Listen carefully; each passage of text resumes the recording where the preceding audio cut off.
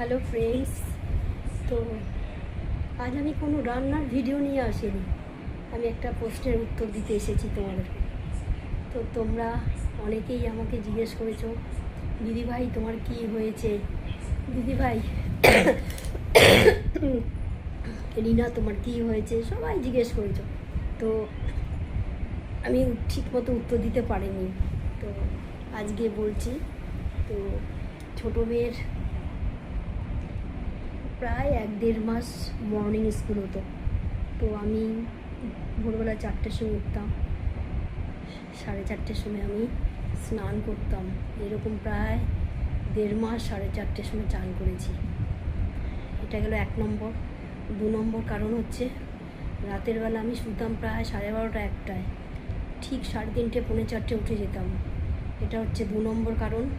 3 নম্বর কারণ হচ্ছে, আমি না সন্ধেবেলা হয়তো চা বা নাস্তা একটু সামান্য কিছু করতাম, সারা রাত কিছু খেতাম না। এই গেল 3 নম্বর। আর 4 নম্বর হচ্ছে, যেহেতু আমার 52 কেজি ওজন ছিল, মানে এত বছর ধরে, তো প্রায় 4-5 মাস ধরে আমার প্রায় 55-56 ওজন হয়ে গেছিলো। তো আমি খুব ডায়েটিং করা শুরু করে দিলাম।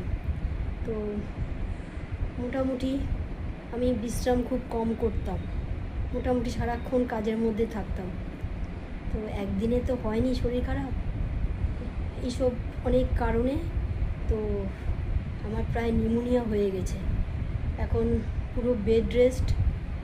তবুও একদম বেড রেস্ট কী হয় বলো? তো ডাক্তার বলেছে হয় আপনি তাহলে মানে অ্যাডমিট হন। তা আমি বললাম না, কারণ আমার মেয়ে আছে, ছোটো মেয়ে, তার স্কুল আছে, তো আমি অ্যাডমিট হইনি। তো যাই হোক, আজকে 1.5 মাস তোমাদের আশীর্বাদে এখন একটু ভালো আছি। তো যাই হোক, চেষ্টা করছি এখন সব মোটামুটি নিয়ম মেনে চলার। ওই আর কি, আমার নিজেরও অনেক দোষ আছে, যার জন্য শরীর খারাপটা অনেকটাই মানে গভীরে চলে গেছে।